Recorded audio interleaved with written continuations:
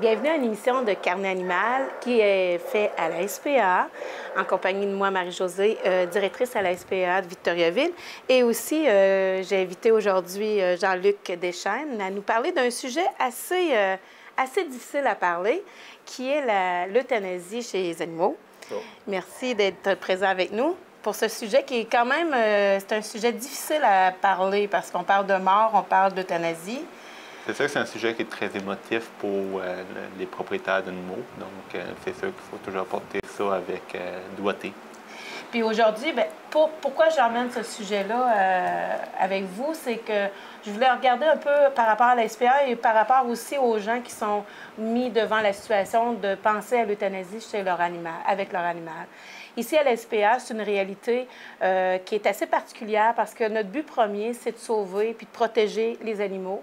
Et on est mis devant une situation où on fait beaucoup d'euthanasie parce qu'on a beaucoup de chats errants qui arrivent ici, qui sont malades, qui sont en difficulté et puis ou qui n'ont jamais eu des soins appropriés et des comportements. Et des animaux aussi qui ont des problèmes de sociabilisation et des problèmes de comportement. Mais ça fait partie de la réalité, puis ça fait partie des tâches difficiles de la SPA d'exécuter. Mais c'est une réalité. Ici, à la SPA, on est quand même une SPA qui est quand même au cabinet. On euthanasie au cabinet. Et quand on peut, quand on a la chance de pouvoir profiter, dans le fond, d'un certain sens, du service des vétérinaires, on fait appel aux vétérinaires pour pouvoir venir euthanasier nos animaux. Mais les gens ont toujours le choix d'aller au vétérinaire et c'est le premier choix à faire, à mon avis. Et ensuite, en dernier recours, ils peuvent penser à la SPA. Mais le premier endroit, je pense, à penser de faire euthanasier un animal, c'est à la clinique. Jean-Luc, est-ce que tu peux nous expliquer un peu, quand les gens sont mis devant une situation d'un animal qui est vieux, âgé, qui a des problèmes de santé, qu'est-ce qu'ils ont comme solution par rapport? Puis comment ça se passe un peu, l'euthanasie à la clinique? En fait, la façon dont on fonctionne pour les euthanasies en clinique vétérinaire au Québec, la majorité des vétérinaires utilisent des barbituriques. Donc, c'est une injection d'un médicament qui va amener le décès de l'animal. C'est un processus qui est très rapide.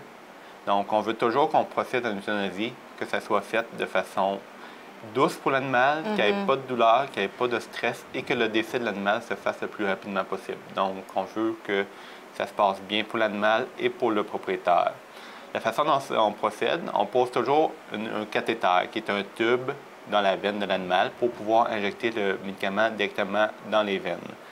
Avant de procéder à cette chose-là, on peut toujours donner un calmant à l'animal pour que l'animal soit moins stressé. Ça permet aussi à la personne de voir que son animal est déjà plus relax, puis à faciliter les procédures. Suite à ça, il y a une injection qui est administrée à l'animal et le décès se produit dans les secondes qui suivent l'injection. Donc, c'est très rapide. Mais les gens peuvent être présents. Si la personne veut, elle peut être présente, mais ça reste toujours un choix personnel. J'ai certains propriétaires qui tiennent absolument à être là pendant. Il y en a qui vont préférer ne pas être présents. Puis il y en a d'autres qui vont préférer voir l'animal une fois que l'euthanasie a été faite. Donc, on essaie toujours de respecter les attentes du propriétaire pour que l'expérience soit le plus facile à vivre, si on peut dire, malgré la situation. C'est un des avantages à la clinique, parce qu'à la SPA, c'est sûr qu'on ne peut pas permettre aux gens de voir l'euthanasie. On peut faire voir l'animal après l'euthanasie, mais à l'action, on ne permet pas de pouvoir voir l'animal. Nous, c'est sûr qu'on offre les différents services, ces différentes options-là à la personne, et la personne choisit ce qu'elle préfère. Qu'est-ce qui arrive ensuite à la clinique? Est-ce que les gens, ensuite, une fois que le décès, qu'est-ce qui arrive avec l'animal? Okay. Il y a différentes options qui s'offrent aux propriétaires. Nous, chez nous, tous les animaux sont incinérés. Donc, il y a la possibilité soit de parler d'une incinération qui est collective avec d'autres animaux. Ça coûte habituellement moins cher. Certaines personnes vont préférer avoir une incinération qui va être individuelle. À ce moment-là, dans la même semaine, il y a une compagnie spécialisée dans l'incinération des animaux. Il y en a plusieurs au Québec qui va venir chercher l'animal des propriétaires, va faire une incinération individuelle, un peu comme ce qui se passe au point de vue des humains, va tourner les sondes à la personne pour qu'elle puisse en disposer comme bon lui semble ou les conserver dans une urne, un peu comme il se produit pour les humains. Certaines autres personnes vont préférer aller vers les enterrer dans des cimetières pour animaux. Ça existe au Québec? Oui, il y en a 3. Il y en a une dans la région de Québec, une dans la région de Montréal et une dans la région de Trois-Rivières. Est-ce que c'est eux qui doivent prendre l'animal chez vous, les apporter là-bas? J'ai pas eu de cas où les animaux où les clients ont fait ça, mais moi, j'ai lu que les gestionnaires de ces cimetières-là pouvaient venir chercher l'animal directement à la clinique. OK. Donc, moyennant des frais, ils peuvent...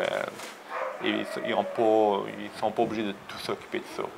Est-ce que lorsque quelqu'un arrive dans une clinique pour faire euthanasier l'animal, est-ce qu'il y a des questions qui sont posées à savoir le pourquoi? Est-ce que les gens doivent répondre au pourquoi de l'euthanasie? Nous, on n'amène pas nécessairement beaucoup de questions là-dessus parce que ça reste quand même un sujet qui est délicat. Puis des fois, les personnes ne veulent pas se justifier à tout. On sait qu'il y a différentes raisons pour lesquelles une personne fait une euthanasie. Ça peut être un animal qui est très vieux, un animal qui a 10-11 ans. Ça peut être parce qu'un animal a mordu, des problèmes d'agressivité. Ça peut être parce que quelqu'un n'a plus la capacité de s'occuper d'un animal. Nous, on considère que ça reste quand même un choix responsable où la personne finit par s'occuper quand même jusqu'à la fin. On préfère un animal qui est euthanasié qu'un animal qui est abandonné sur le coin d'une rue. Puis la SPCA voit ça souvent, des animaux qui sont abandonnés. Puis et vieux. On pense que c'est pas nécessairement mieux pour l'animal. Nous, on s'organise pour que l'euthanasie se fasse toujours en douceur. Donc, on considère que c'est une option qui est valable. Mais on ne pose pas de questions, puis on n'oblige pas de choses. C'est une réalité à la SPA qu'on vit. C'est vrai que les animaux errants, souvent, ça peut être des animaux qui sont vieux, malades, puis que les propriétaires ont laissé intentionnellement sur le bord des rues, pensant qu'ils mourraient tout seuls dans le bois ou bien que quelqu'un va le ramasser et se retrouver à la SPA. C'est une réalité qu'on vit. Au Québec, on voit ça très souvent. Mais je dois dire qu'à la SPA, il y a certains cas qu'on essaie de sauver, même s'ils sont âgés. On trouve des familles qui savent dans quoi ils s'embarquent avec un animal qui est rendu vieux, qui ne reste probablement pas beaucoup de temps à vivre, sauf qu'on sait qu'il est en santé. S'il est en santé, parfois, si on a trouvé une possibilité d'adoption, on va essayer de trouver l'option de ne pas l'euthanasier, mais ça fait partie de la réalité. Si on a un chien, on ne peut pas garder des chiens jusqu'à la mort à la SPA, faute de place parfois aussi, puis faute de laisser l'animal en cage pendant tout le reste de la fin de sa vie. Là. Pour être membre du conseil d'administration, il faut comprendre que le but de la SPA, c'est de replacer des animaux. Ce n'est pas un centre où il adopte, puis c'est pas la SPA qui devient la famille de l'animal, c'est juste le but de replacer un animal entre deux familles. Donc, c'est sûr qu'il faut que l'animal puisse être replacé en premier. Puis, il faut qu'il y ait des personnes qui veulent adopter l'animal. Donc, puis, je trouvais intéressant de dire aussi, puis tu rajouteras sur le point de vue, je t'apporterai, c'est par rapport aux animaux, souvent on a les commentaires que les chats, on euthanasie, pourquoi qu'on les donnerait pas à place des euthanasiés quand ils sont rendus vieux puis ils sont en santé. Oui, parfois on est obligé de faire des euthanasies par surpopulation, mais il y a une raison légitime là-dedans parce que si on remet les chats errants, non stérilisés dans les rues, on a une problématique de surpopulation. Il va y en avoir encore plus qui vont revenir l'année suivante parce que ces chats-là vont se reproduire. À ce moment-là, on va se retrouver, au lieu d'avoir 2 chats errants, on va se ramasser avec 12 chats errants. Puis l'année d'après, 24. Puis fait que c'est pas nécessairement l'avantage. On va se ramasser avec peut-être une vingtaine de chats qu'il va falloir peut-être éventuellement faire euthanasier. Donc, c'est pas nécessairement l'avantage de l'animal, des animaux et de la société en général. Puis souvent, les chats errants ont besoin de soins parce qu'ils arrivent avec des maladies, des problématiques de non-sociabilisation aussi. C'est une réalité chez les chats. S'il y a plus d'euthanasie de chats à la SPA, c'est aussi parce que des chats errants qui arrivent, qui sont sauvages, qui n'ont jamais vu d'humain non plus, qui ont été dans une ferme, dans les bois, puis qui n'ont jamais vu d'humain. Fait que c'était important là, de démystifier un peu l'euthanasie, puis que c'est un choix qui est légitime parfois. Hein? Les gens on voit les gens pleurer. Ah oui, il y a des personnes qui sont très, très émotives, puis ça mène un deuil même à ce moment-là, où la personne doit vivre avec ça. Puis chaque personne est différente comme ça, donc il faut essayer de les respecter dans ça.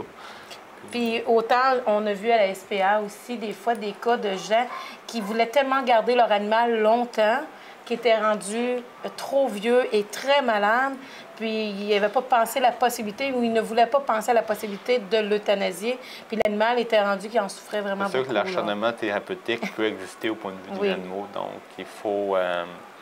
c'est peut-être pas non plus la chose qui est la plus éthique pour l'animal, donc il faut toujours trouver un juste milieu entre les euthanasies justifiées et l'acharnement thérapeutique et les euthanasies injustifiées. Bien, merci beaucoup, Jean-Luc. Ça fait plaisir. C'est la fin de cette émission. J'espère qu'on vous en a appris un peu plus sur l'euthanasie. Et puis, si vous avez des questions, vous pouvez toujours appeler à la SPA au 758-4444. Et puis, je vous invite à venir visionner une autre émission une prochaine semaine. Merci. À la prochaine.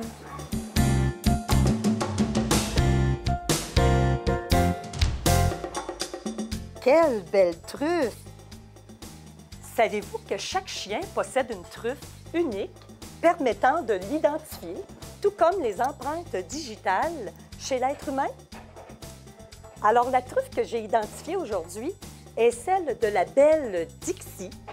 Elle est âgée de 4 mois. Elle se retrouve à la Société protectrice des animaux d'Arthabasca car son maître n'avait pas le temps et l'énergie nécessaire pour la rendre propre. En effet, Dixie est un chiot, elle a donc tout à apprendre. Comme vous pouvez voir, elle est de race pitbull. Alors, le pitbull est un chien polyvalent et adaptable. Il aime faire plaisir à son maître. Il aime le contact étroit avec son maître pour pouvoir s'épanouir. Le maître idéal pour notre Dixie devra s'informer auprès de sa municipalité, car ce ne sont pas toutes les municipalités qui acceptent les pitbulls sur leur territoire. Et pour notre Dixie, on lui souhaite le meilleur maître au monde. Il va avoir une complicité unique avec ce beau petit chien noir et blanc. Et si vous voulez voir sa vidéo et sa description, allez au www.spavic.com. Bye bye, à la prochaine!